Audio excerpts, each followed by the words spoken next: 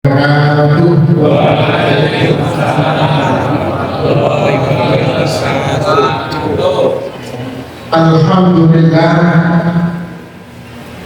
alladzi ja'ala Ramadan syahra siyam wal qiyam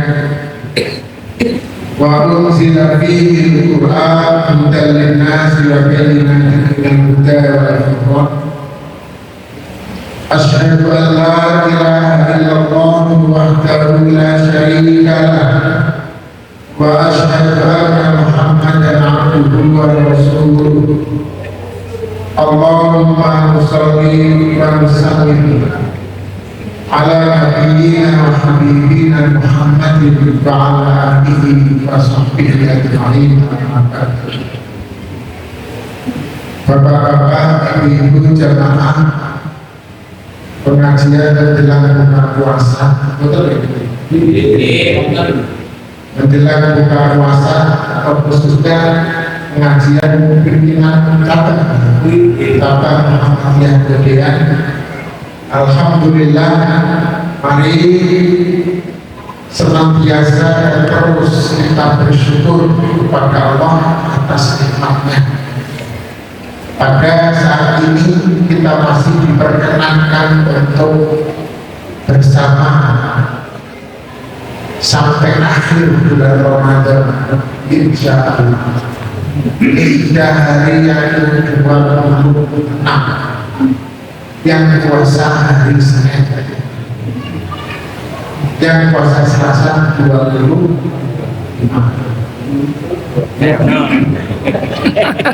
Tentunya tidak, tapi karena mau terjadi insya Allah, tapi insya Allahnya itu secara ilmiah bisa dipastikan insya Allah bodohnya tanggal 10 April hari Rabu.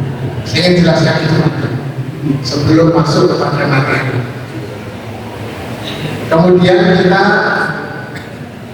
tidak pernah lupa dan terus di dalam kesempatan bersolawat, memberikan doa, berdoa dan mengirim salam sejahtera kepada Rasulullah Muhammad Sallallahu Alaihi Wasallam. Ibu-ibu yang di belakang bisa terdengar jelas dari suaranya. Jelas ya. Akhirnya ngomong ini saya kira masih takut bodoh karena pikirnya masih luas. Ternyata faktor lain. Yang pertama yang mau kita bahas adalah tentang bagaimana menentukan ibadah di dalam Islam. Kemudian kita masuk pada materi tentang ternyata hidup itu akan bahagia dan sejahtera sejatinya ada di dalam puasa. Nanti yang saya ungkapkan. Yang pertama adalah yang sekali untuk menentukan ibadah di dalam Islam. Awalnya Nabi melakukannya secara langsung dengan menggunakan mata. Sholat kalau sudah matahari itu condong ke barat, setelah tengah baru sholat zuhur. Bagaimana caranya? Belum ada jam. Maka Allah berfirman dalam surah Al-Isra, A'udzu billahi minasyaitonir rajim, aqimis sholata liduluki syamsi ila ghasaqil lail wa qur'anal fajr. Jadi mulai sholat itu adalah ketika matahari tergelincir. Setelah tengah kita lihat tergelincir ke barat sedikit, itu masuk sholat zuhur. Ila ghasaqil lail sampai waktu sore malam matahari terbenam, itu zuhur dengan asar. Zuhur dengan asar itu satu waktu di dalam Al-Quran, tapi dipisahkan di dalam hadis. Kemudian maghrib Lain itu masuk juga sampai Al-Quran Al-Fajr, sampai ada tanda-tanda fajar, yaitu fajar satik. Maka maghrib sampai isya itu satu waktu dalam Al-Quran, tapi dipisahkan di dalam hadis. Kemudian fajar itu namanya sholat subuh, ini sendirian, tidak bersatu dengan sholat duha. Waktunya terpisah sampai matahari terbit. Mulai dari fajar satik sampai matahari terbit itu waktu sholat subuh. Dulu caranya melihat langsung, nggak ada jam. Dan sekarang kita kalau mau sholat, cukup pakai ini. Untuk apa percaya dengan ini? Kalau mendem, Bapak percaya hadir langsung ada dulu. Belum tahu lulus di mana sebenarnya matahari. Kita percaya dengan ini karena ini sudah dihitung. Karena peredaran matahari bumi dari bulan itu dihitung, dan hitungan itulah yang kemudian bisa dilihat, bisa dipastikan kapan waktu zuhur, kapan waktu asar, kapan maghrib, bisa ada kapan. Maka nggak perlu lagi ini. Tapi ini nggak perlu lagi melihat langsung saja. Sudah cukup pakai jam, pakai waktu. Dan waktu setiap daerah berbeda. Kenapa? Karena matahari itu berangkat dari timur, dia berbeda setiap ke barat karena ada perubahan waktu. Makanya maghrib kita sekarang berbuka puasa jam berapa ya? Jam 5 lebih, jam 5 lebih 54. Tapi di Surabaya itu jam 5:40 itu sudah berbuka, 40-an sekian. Apalagi kalau di Indonesia Bagian Timur 1 bulan, jam-jam sebelumnya yang tengah. Timur NTT 2 jam belum. Saya pernah dari Jogja ke NTT itu puasa-puasa, senang saya. Berbukanya semakin cepat. Berangkat dari sini di sana sudah berbuka, ada kopi 2 jam. Tapi pulangnya dari semakin lama 2 jam berikutnya baru ikut sih. Ya nggak bisa kita buka puasa ikut. Itu sudah nggak bisa kita ini. Jadi yang namanya ibadah dulu itu melalui langsung melihat. Nah, sekarang sudah tidak perlu. Termasuk juga puasa menentukan hari raya. Puasa hari raya itu menentukan peredaran matahari, bulan, dan bumi dalam satu titik. Apa contohnya sambil begini aja. Ya.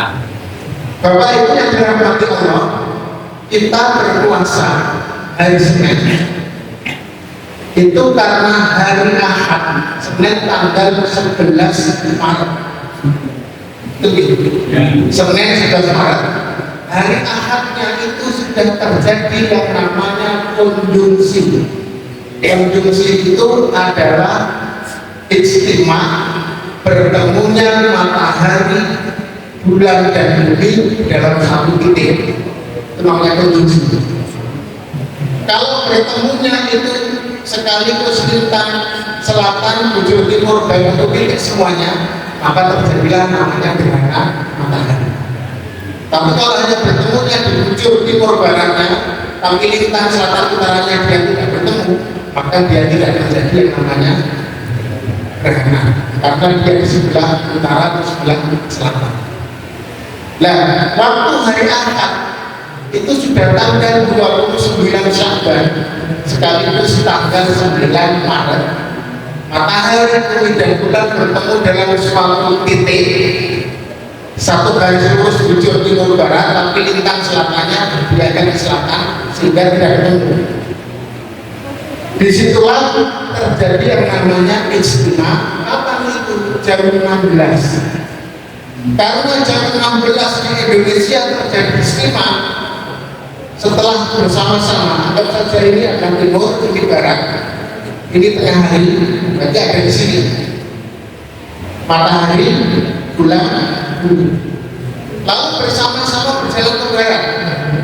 Ketika matahari ke barat, bulan juga ikut ke barat.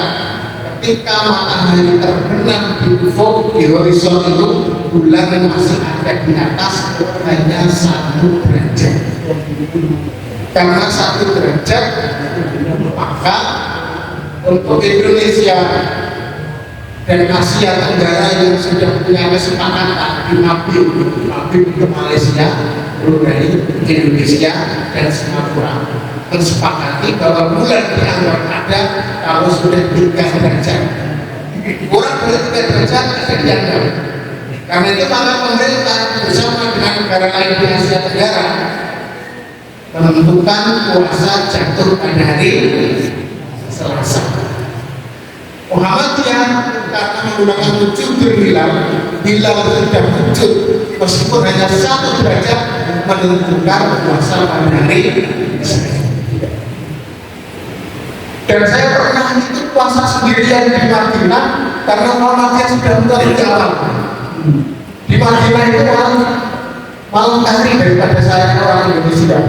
Saya itu puasa Muhammadiyah karena menurut saya apalagi di Madinah, Indonesia sudah masuk. Nah kemarin itu ketika sudah masuk hari Ahad itu istimewa, matahari yang bergerak terus.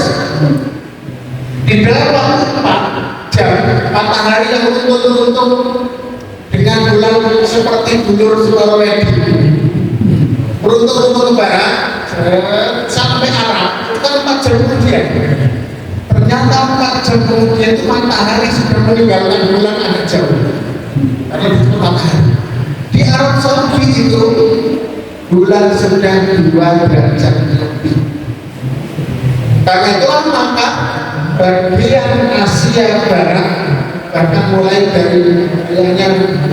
dari Pakistan itu sudah masuk tidak ya? Mulai dari Iran sebagian Afrika, kemudian ke Asia Barat sampai ke Eropa dan Amerika, semuanya puasa mulai hari Senin. Kenapa Senin? Karena bulan sudah di atas 2. Semakin ke barat semakin tinggi karena kan apalagi di Amerika kan 9 jam kemudian baru sampai Amerika setelah dari Amerika 4 jam kemudian sampai sana itu sudah di atas 4 derajat. Karena itu sebelum barat sudah puasa semua. Tapi Indonesia termasuk sampai kepada Australia, bahkan New Zealand itu belum masuk bulan itu, rata-rata puasanya di hari Selasa. Nah sekarang kita masuk wilayah seperti tadi. Kita tanggal 29 besok itu akan jatuh pada hari Senin. Senin itu kita sudah 29 Ramadan. Senin.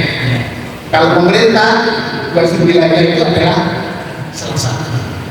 Senin itu berarti tanggal 8. Ya, Senin tanggal 8. Ketika Senin itu kita hitung, kita lihat bulan itu belum ada. Senin itu. Jadi bulan itu ketika matahari sudah tenggelam, bulan itu belum bertemu dengan matahari. Kayaknya belum janjian ya. Matahari, bulan, dan bumi belum bertemu pada hari Senin tanggal 8 April. Artinya karena pada tanggal itu 8 belum ada apa-apa, jelas tanggal 9 tidak mungkin hari raya.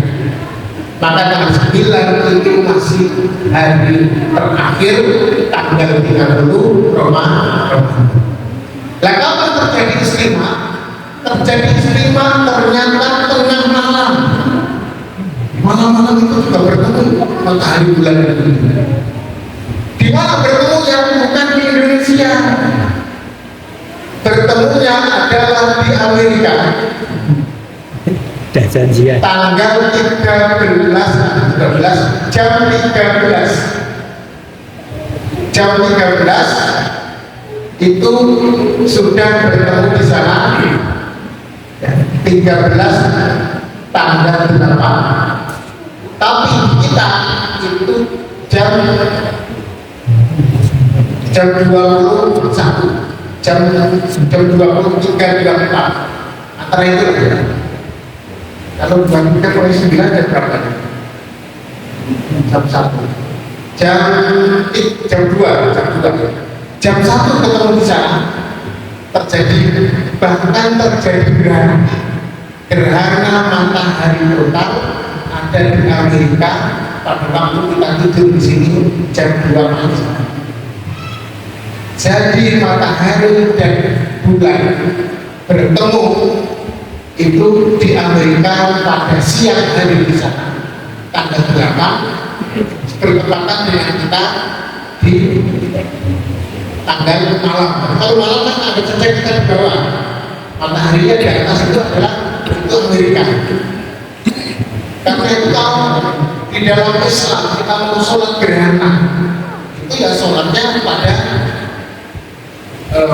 jam 20-an 23 jam 2, karena gerhana mulainya itu jam 1 jam 12 sampai jam 3 jam 4 sudah habis. Bisa dibuka itu gerhana matahari total di Amerika kan ada sudah di beberapa Google juga. Karena itu maka Indonesia dan India, kalau di Amerika karena dia siang hari, kemungkinan dia sudah Amerika itu sudah di atas 1 derajat. Tapi saya belum ukur, belum tak lihat di dalam rumus sama sudah derajat pada itu. Tapi kemungkinan Amerika itu juga akan berhari rayanya pada tanggal 10 karena dia tanggal 8 itu sudah siang. Nah kalau dia juga lebih dari 2 derajat ternyata kenyataannya tidak ada 2 derajat, maka berarti juga istiqmal akan hari raya di tanggal 10 juga. Cuma 10-nya kita dengan mereka duluan kita 9 jam tanggal 10-nya kayak selisih setengah hari ya 10-nya. Sementara selain Amerika itu jelas bulan belum tampak pun itu agak sebelah utara Amerika Utara dan sampai bagian utara karena matahari sekarang kan sudah di utara. Karena itu Bapak Ibu sekalian bisa dipastikan tapi harus tetap insya Allah bahwa Idul Fitri itu semuanya dunia jadi satu di tanggal 10 April hari Rabu 10 April 2024. Sepertinya belum ada edaran dari PP Muhammadiyah untuk sholat gerhana karena memang Indonesia sedang tidak dilewati oleh gerhana. Karena gerhana matahari itu di siang hari ada di Amerika, kita di sini malam hari. Malam hari gerhana, sholat apa gerhana matahari. Kita sholat gerhana matahari tapi di malam hari. Karena gerhananya ada di Amerika. Harinya nggak kelihatan. Biasanya kalau gerhana malam hari gerhana tidak ada masa. Malam hari itu gerhana matahari ternyata ada di malam hari juga. Sebelah dunianya. Ini adalah cara kita berislam itu harus pakai ilmu, pakai logika, pakai. Jadi Islam itu ajaran yang rasional. Maka Muhammadiyah melihat persoalan ini mulai tahun besok, tahun depan, Muhammadiyah tidak lagi menggunakan 7 bulan, tapi berganti dengan KHGT. Kalender. Apa KHGT itu? Kalender Hijriah Global Tunggal. Kalender Hijriah Global. Namanya kalender itu tidak mungkin menggunakan rupiah. Karena itulah Sekretaris Umum kan mengatakan kepada pemerintah usul tidak usah ada sidang isbat, tidak usah rukyah habis-habiskan anggaran. Karena sekali sidang isbat dan rukyah 4 miliar itu habis. Juga kalau diberikan kepada budaya insya Allah kalau untuk buka puasa sudah cukup 4 miliar. Daripada digunakan sesuatu yang sudah jelas, sudah diputuskan. Karena sebenarnya pemerintah pun tidak menggunakan rukyah, karena sudah ada ukurannya 4 derajat, 3 derajat, dan besok hari Selasa sore itu kalau dihitung itu sudah jelas di atas 4 derajat. Mau dilihat apa lagi? Kata Pak Mitra sudah setelah pelo. Maka sudah jelas akan terjadi satu hari raya, yaitu pada hari Rabu. Kemudian di dalam ilmu pengetahuan ini juga kita gunakan untuk melihat atau mencari ilmu dalam Islam.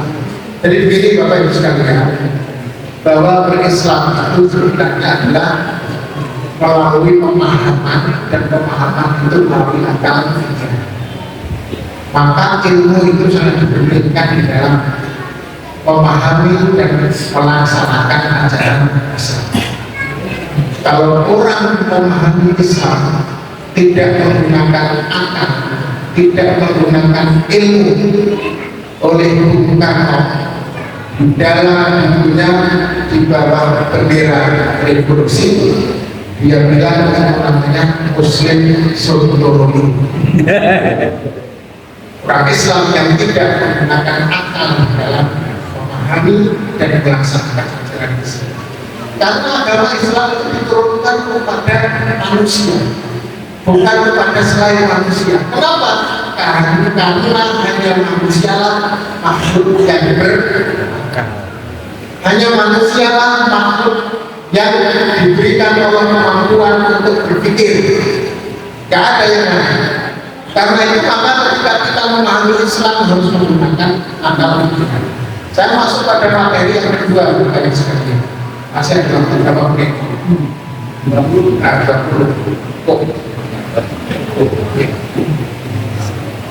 Kita ini diciptakan oleh Allah. Mulai dari awal, kalau kita membaca hadis riwayat Muslim yang kemudian juga dimasukkan oleh Muslim dalam kitabnya Al-Arba'in An-Nawawiyah, bahwa manusia itu diciptakan melalui 4 disebut 4 atau 5 tahap.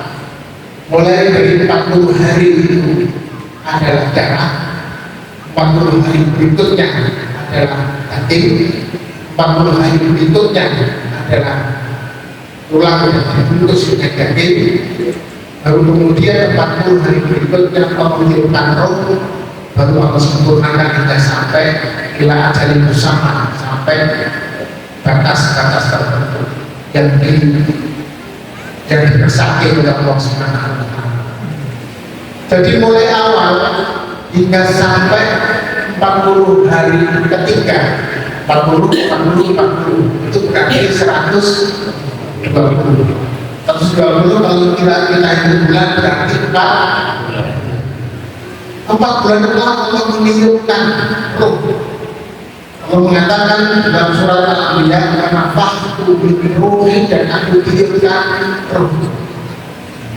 Berarti manusia ini terdiri dari 2. Satu adalah jasad atau jasmani yang lahir karena saripati dari tanah yang masuk ke dalam kedua orang tua kita, lalu jadi dari fisik, lalu Allah memberikan roh itu milik Allah, fisik itu dari tanah, dan nantinya akan kembali kepada asalnya. Roh akan kembali kepada Allah, akan milik Allah, fisik jasad akan kembali ke tanah karena dia berada di tanah. Nah, pertemuan antara roh dan fisik inilah yang menjadi namanya nafas. Nafas itu adalah gabungan dari jasmani dan rohani. Maka kalau kita disebut dengan nafas, itu artinya adalah jasmani dan rohani kita menyatu. Itu jadi nafas. Kalau dipisahkan jasmani rohani, maka nafas itu sudah tidak ada. Maka Allah mengatakan kullu nafsin dha'iqatul maut. Kematian itu sudah meniadakan nafas. Dalam bahasa kita juga disebut dengan nafas. Sehingga kalau nafas sudah tiada, maka nafas itu tiada, diri kita tiada. Dan ketika bergabung antara roh dan jasad, itulah sudah manusia, sudah nafas itu nafsul insan. Maka tidak boleh ada pengguguran sama sekali. Semua ulama mengharamkan ada adopsi ketika sudah umur 4 bulan lebih. Karena sebenarnya sudah jadi manusia, jadi nafas. Untuk hidup itulah maka nafas ini kemudian Allah berikan ditambah dengan akal dan ditambah dengan hati. Itu ketika lahir fungsinya. Akal itu ketika lahir seperti dalam surat Al-An'am kalau salah, A'udzubillahi minasyaitonir rajim. Wallahu akhrajakum min butuni ummahatikum la ta'lamuna syai'an. Allah melahirkan kamu dari perut ibumu tidak tahu apa-apa. Wa ja'ala lakum syam'a wal absara wal af'idah. Lalu Allah membuat di situ ada pendengaran, ada penglihatan, ada hati. Jadi untuk kita hidup diberikan itu sebagai cara bagaimana bergerak. Nah Allah itu pertama menjadikan kita dari roh dan jasad itu jadi nafas. Karena itu maka nafas ini harus hidup. Agar apa? Agar inti dari manusia itu bisa hidup sampai batas tertentu, nafas ini harus hidup. Dan nafas itu untuk hidup dia perlu dua kebutuhan. Satu kebutuhan pokok, yang kedua adalah disebut dengan perhiasan dunia sekunder untuk hidup lebih sejahtera. Kebutuhan pokok itu adalah makan, minum, dan hubungan seksual. Itu pokok. Karena makan dan minum untuk hidup sendiri, kebutuhan seksual itu agar manusia bisa berkembang. Karena kalau nggak ada ini, manusia akan punah. Maka perlu tiga kebutuhan ini: makan, minum, dan hubungan seks. Makan dan minum diatur oleh Allah dengan cara agar makan dan minum yang baik. Kebutuhan seks oleh Allah diatur dengan cara menikah. Ini kebutuhan pokok. Jadi kalau orang itu tidak mau makan, tidak mau minum, itu dia sudah salah dan melakukan pelanggaran syariat. Misalnya sampai puasa berhari-hari, berbulan-bulan, puasa misal itu dilarang dalam Islam karena pada dasarnya manusia itu yang namanya makan dan hubungan seks juga butuh. Makanya kalau ada orang yang tidak mau menikah, tabatul namanya, itu dilarang. Bahkan aku mengatakan itu termasuk sunnah itu. Paman rawiba min sunnati an sunnati falaysa min. Siapa yang tidak mau mengikuti sunnahku maka tidak termasuk golongan. Jadi menikah itu adalah sebuah kebutuhan dan itu syariat. Maka yang masih sendiri-sendiri segera dicarikan untuk kiamat. Tapi yang jaga dan juga harapan boleh nikah lagi, boleh tidak, yang penting sudah pernah menikah. Tapi sebaiknya yang menikah kasihan dan belum dapat.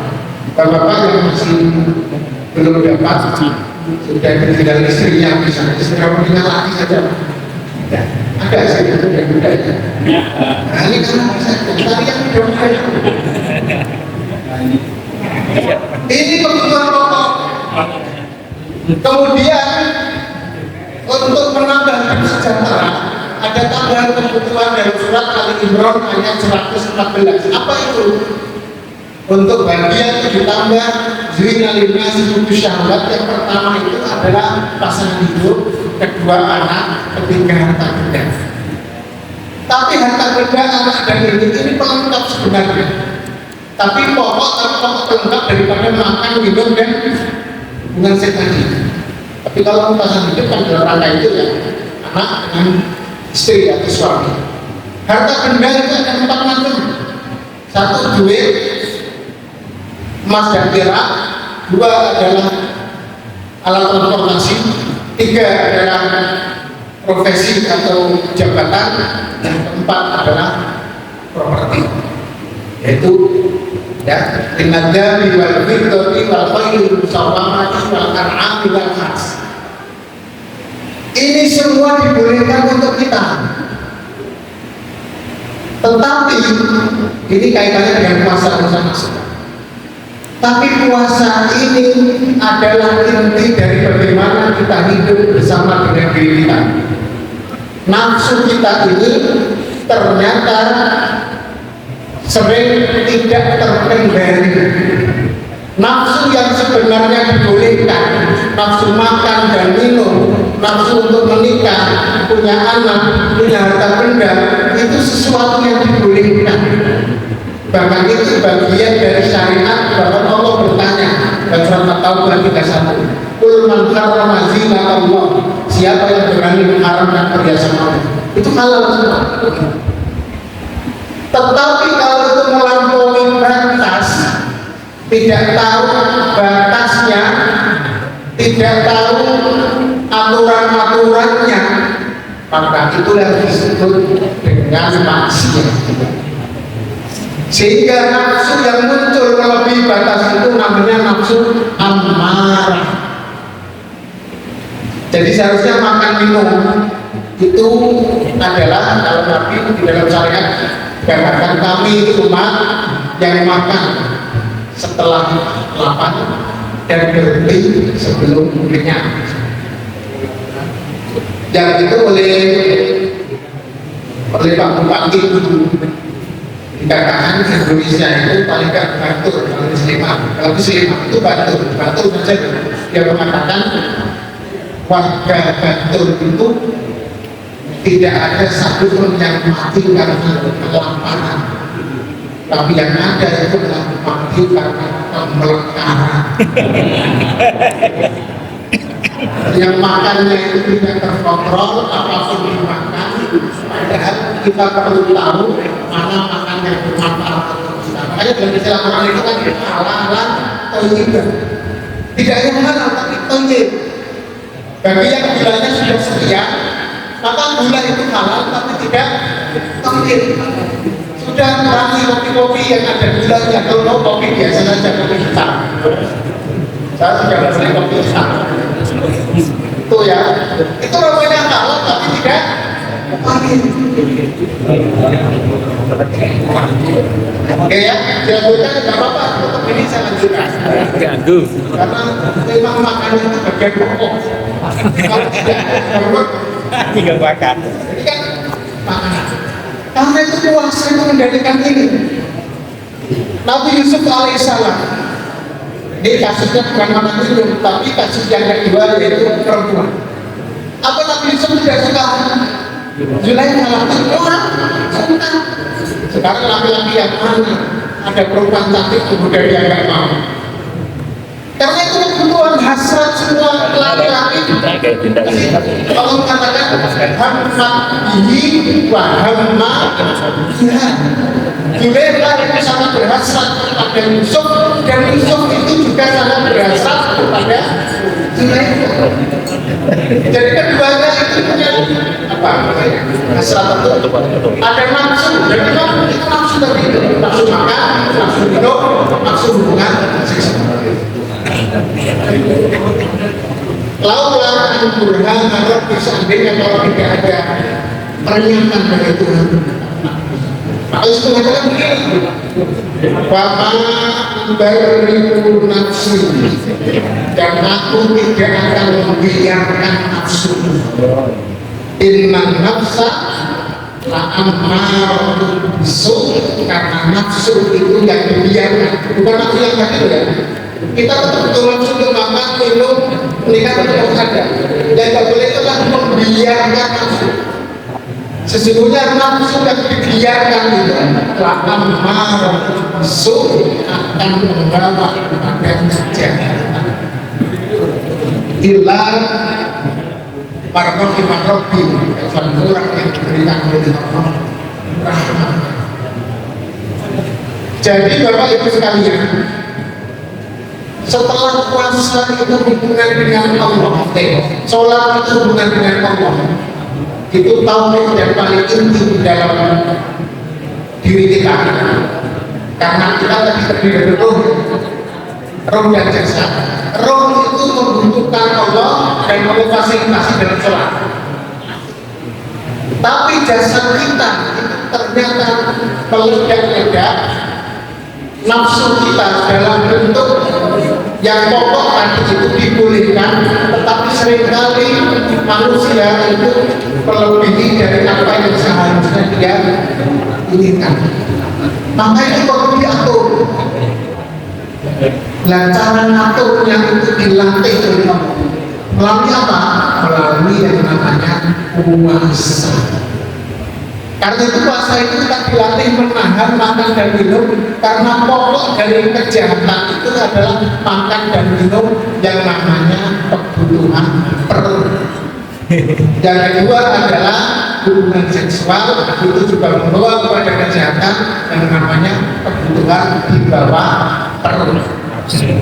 Ternyata di dalam hidup ini kejahatan itu dua, perut dan di bawah.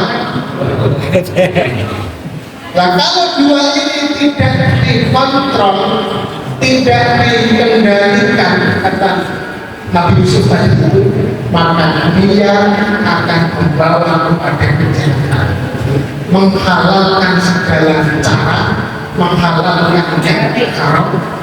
Bapak Ibu bisa membayangkan uang 271 triliun. 1 miliar aja berapa? Triliun. 1 triliun itu adalah berapa miliar? 1 miliar. 1 miliar itu triliun. Bayangkan. 1 miliar itu berapa juta? 1.000 juta. 1 miliar itu 1.000 juta. Juta udah tahu juta ya? Juta itu 1.000, baru 1 miliar. 1.000 juta itu 1 miliar. Pernah nggak? Megang? 1.000 miliar itu 1 triliun. Tak beli dapat itu keren. Baru 1 triliun loh itu. Ini 271 triliun. Kalau kita itu menabung 1 hari 1 miliar, itu baru terkumpul 271 triliun itu berapa? 400 tahun ke berapa itu?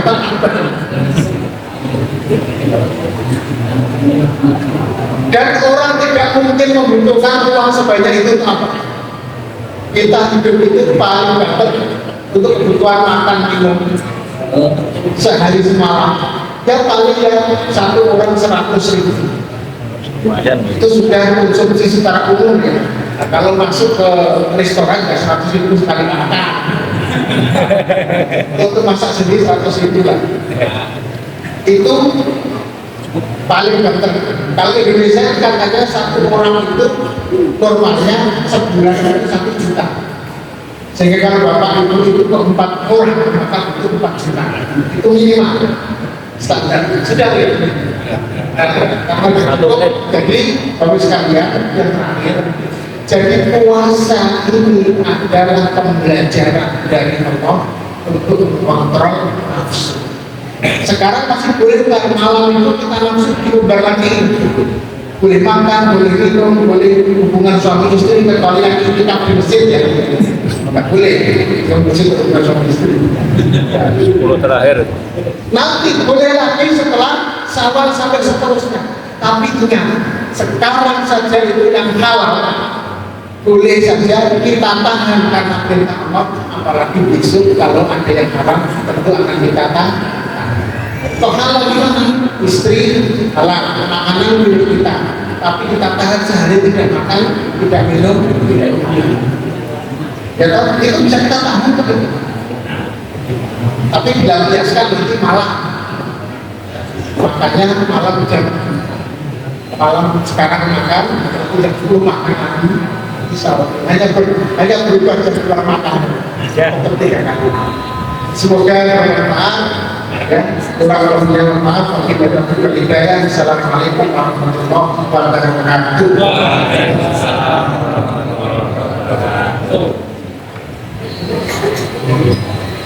Sudah maghrib? Sudah. Ya. Langsung doa.